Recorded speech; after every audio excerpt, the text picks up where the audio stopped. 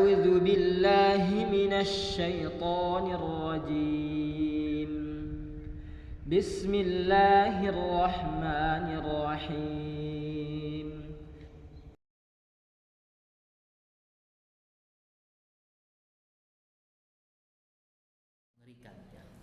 Alhamdulillah jamaah rahimakumullah. Ya, di sini kita belajar dari kisah Nabi Yusuf bagaimana ketika dalam situasi berhadapan dengan kemaksiatan, perbuatan dosa, maka tinggalkanlah. Bahkan kita disuruh berlari, ya. Nggak apa-apa bajunya robek kan gitu. Masih banyak baju di toko, ya. Masih banyak baju di lemari yang bisa kita pakai. Robek itu kan bisa diganti. Nah, digambarkan di sini tentang bagaimana upaya Nabi Yusuf untuk berusaha menghindarkan diri daripada larangan Allah Subhanahu wa taala. Nah, nanti kemudian itu menjadi gosip, ya, menjadi gosip di tengah ibu-ibu, ya, gosip tetangga, gosip ibu-ibu tentang bagaimana Zulaikha dengan Nabi Yusuf. Nanti dibuktikan, ya, kepada mereka dengan diberikan apel dan pisau itu, maka mereka tidak sadar menyayat-nyayat, ya, tangan mereka. Alhamdulillah jamaah rahimakumullah. Nah, kemudian dalam kisah Yusuf juga nanti beliau dipenjara, ya. Kemudian di penjara itu beliau malah lebih banyak untuk beribadah kepada Allah, malah diberikan kemampuan yang lain, ya, selain tadi hikmah dan ilmu. Allah Subhanahu wa taala juga memberikan di antara mukjizat, ya, daripada Nabi Yusuf itu beliau memiliki keahlian untuk mentakwilkan mimpi. Ya, tentu kita semua ini manusia ketika tertidur itu biasanya bermimpi. Ya, ada mimpi yang sifatnya bunga tidur. Ada memang yang mimpi itu adalah ar-ru'yah as-shadiqah, adalah mimpi yang benar. Nah, maka di antara mimpi yang benar itulah di situ sesungguhnya ada rahasia Allah Subhanahu wa taala, dan tergambar di dalam surah Yusuf itu bagaimana Nabi Yusuf itu bisa mentakwilkan, ya, mentakwilkan mimpi daripada raja Mesir ketika itu. Ya, dan awalnya kan beliau mentakwilkan mimpi dari temannya, ya, temannya ada di dalam penjara kan, ya, awalnya seperti itu. Nah, ada tiga orang temannya yang di penjara itu yang ketika bermimpi dia takwilkan dan kejadian terbukti terjadi kan begitu. Maka itu kemudian berita ini santer sampai ke telinganya sang raja. Maka ketika sang raja bermimpi tentang bagaimana situasi negaranya, maka ditanyalah kepada Nabi Yusuf.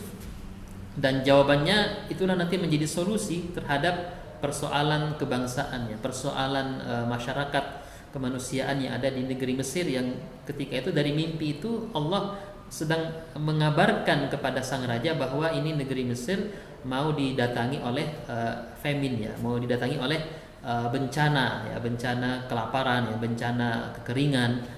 Maka dari solusi yang ditawarkan melalui takwil Nabi Yusuf itulah akhirnya bisa menyelamatkan negeri Mesir dari bencana kelaparan, bencana kekeringan, ya.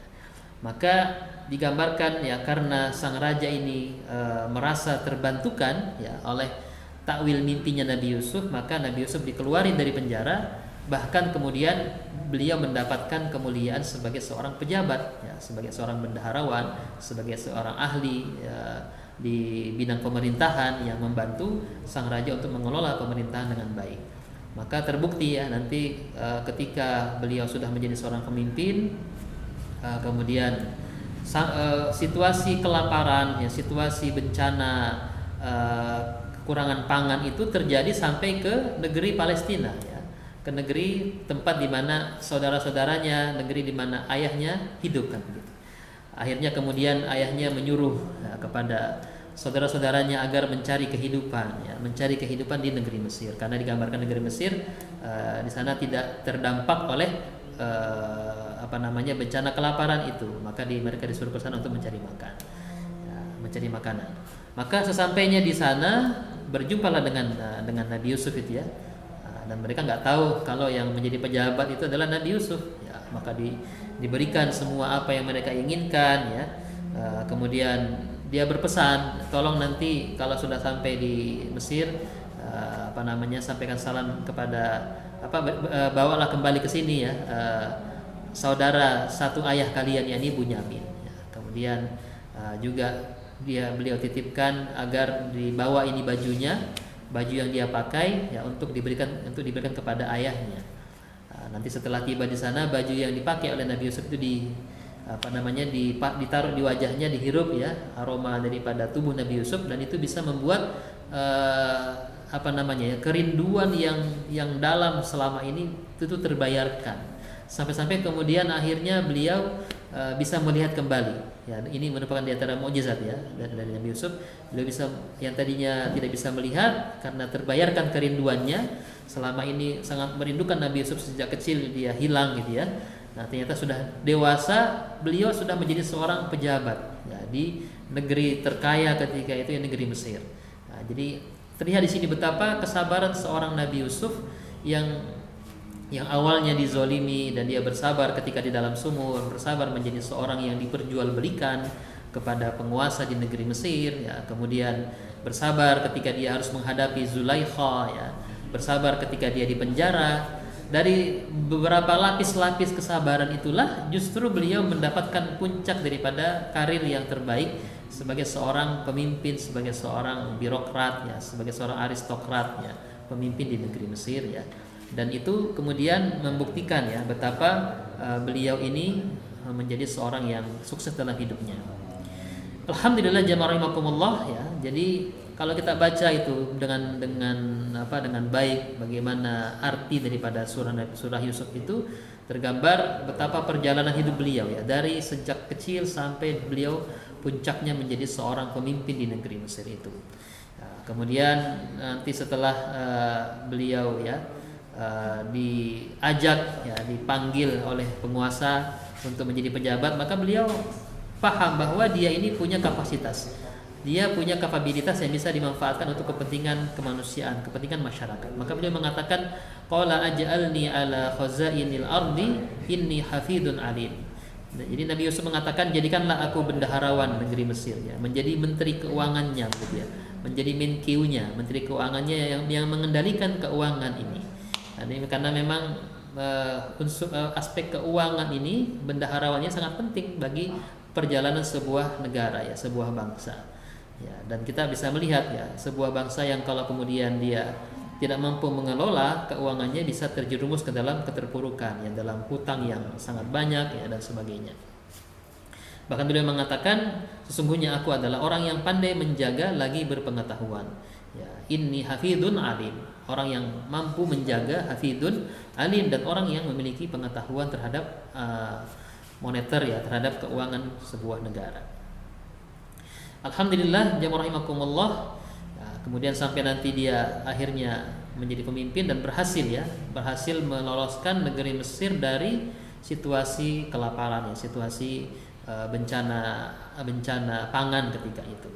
Sampai kemudian nanti ketemu ya dengan semua saudara-saudaranya ya, maka beliau mengatakan ya kepada saudara-saudaranya, walamma jahazzahum bijahazihim qala atuni biahil lakum min abikum. Jadi beliau minta nanti kalau kesini lagi tolong bawa kepadaku saudaramu yang seayah dengan kamu, yakni saudara kandungnya ya dari ibu Rahil, yakni Bunyamin. Maka kemudian minta agar bisa membujuk ayahnya agar bolehlah Bunyamin ini dibawa ke negeri Mesir. Sampai nanti kemudian akhirnya Nabi Yakub bisa tadi ya, terlihat beliau gembira sekali, bahagia sekali sampai bisa melihat ya, dan ternyata meyakini bahwa ternyata putra kesayangannya itu sudah menjadi orang yang sukses ya di negeri Mesir. Sampai-sampai nanti kemudian akhirnya Nabi Yusuf, karena dia punya jabatan, punya kekuasaan, maka beliau mengajak ya seluruh keluarganya, Bani Israel. Ya, jadi Bani Israel ini adalah sebutan bagi 12 anak daripada Nabi Yusuf. Nabi Yakub ya. Israel itu adalah gelar kepada Nabi Yakub. Ya, Nabi Yakub itu gelarnya adalah Israel, artinya hamba Allah. Ya, Israel, Isra hamba, El itu Allah. Ya, hamba Allah. Nanti beliau mengajak kepada ayahnya Nabi Yakub atau Israel ini bersama semua anak-anaknya yang ada tadi 11 orang itu, dan mungkin sudah beranak pinak, untuk kemudian dibawa semuanya ke negeri Mesir ya, supaya kemudian menikmati situasi yang lebih nyaman, situasi yang lebih berkecukupan untuk di negeri Mesir.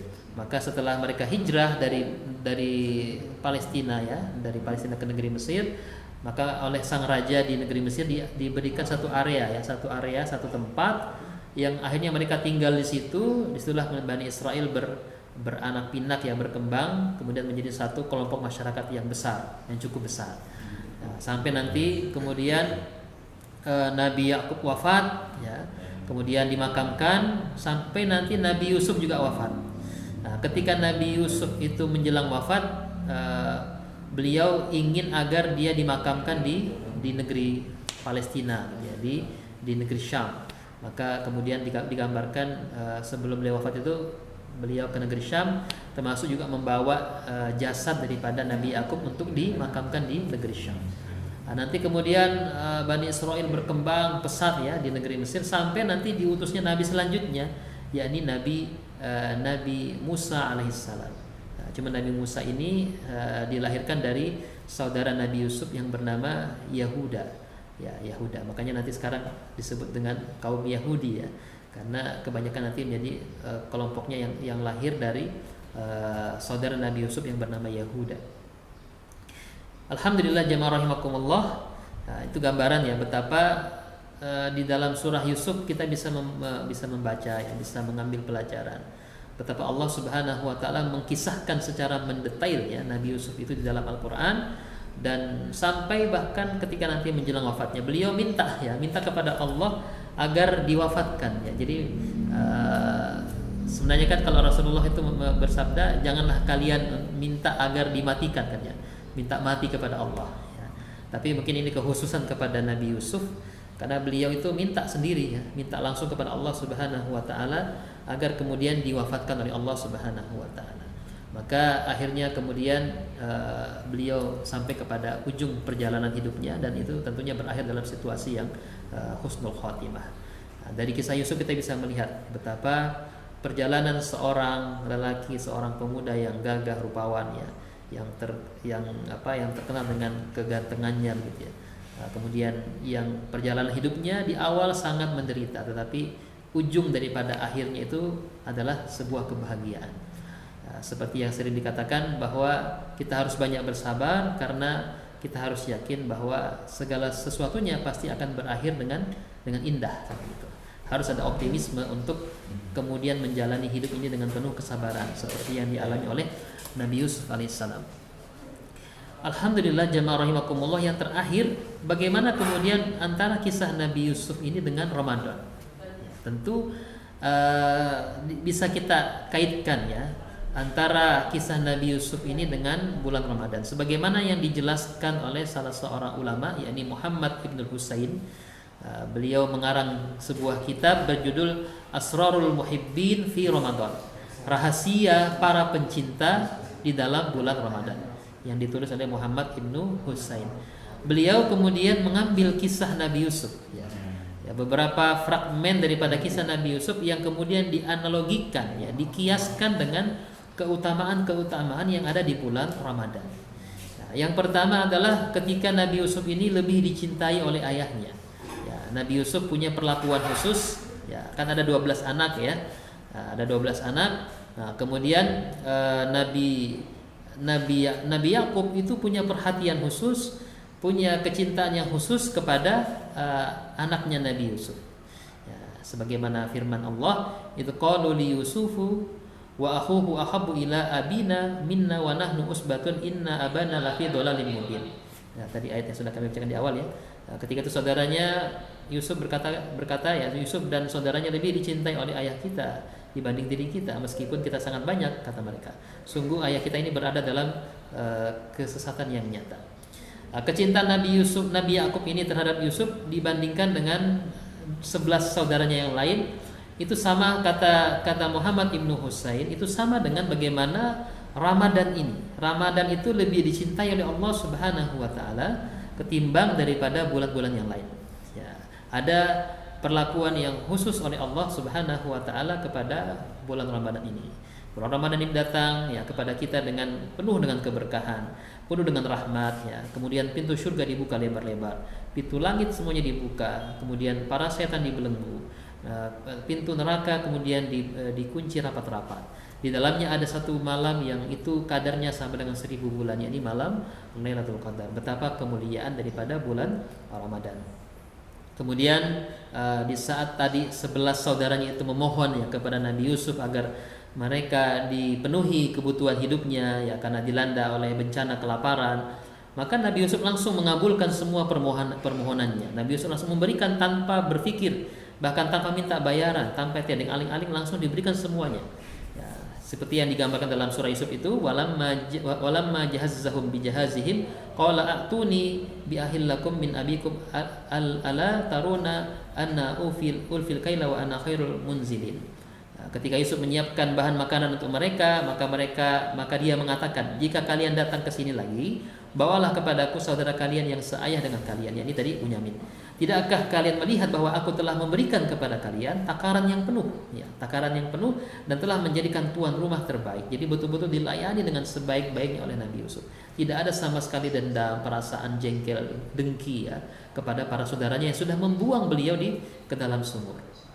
Kemudian Nabi Yusuf ini tadi membantu, ya kalau dikiaskan dengan Ramadan sama dengan Ramadan ini yang kemudian memenuhi segala kekurangan-kekurangan, menjadi pengganti segala kekurangan yang dilakukan oleh kita selama 11 bulan di luar bulan Ramadan.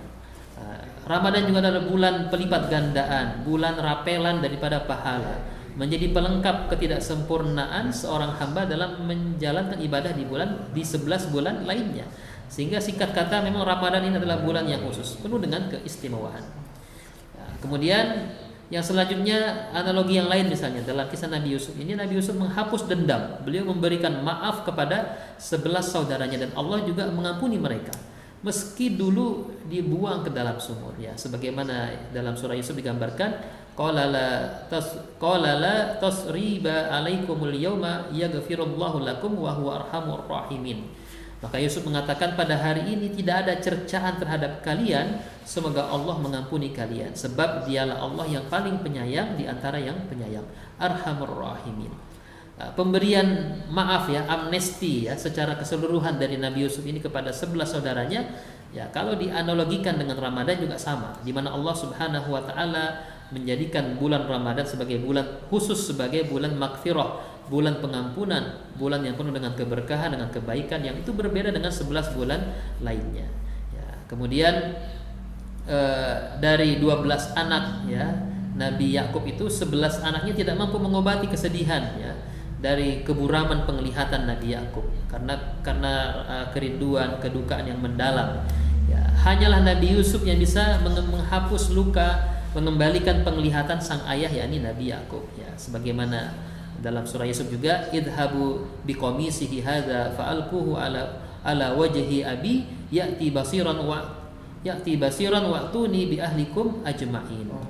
Pergi dan bawalah baju gamis milikku ini dan letakkanlah ke wajah ayahku, niscaya penglihatannya akan pulih kembali, dan kemudian datanglah kepadaku bersama seluruh keluarga kalian. Ya, jadi niscaya nanti akan sembuh itu sakit mata sang ayah, dan bahkan kalau perlu semuanya hijrah ke negeri Mesir bergabung dengan Nabi Yusuf alaihissalam. Jadi keberadaan Nabi Yusuf sebagai pengobat luka yang diderita oleh Nabi Yakub.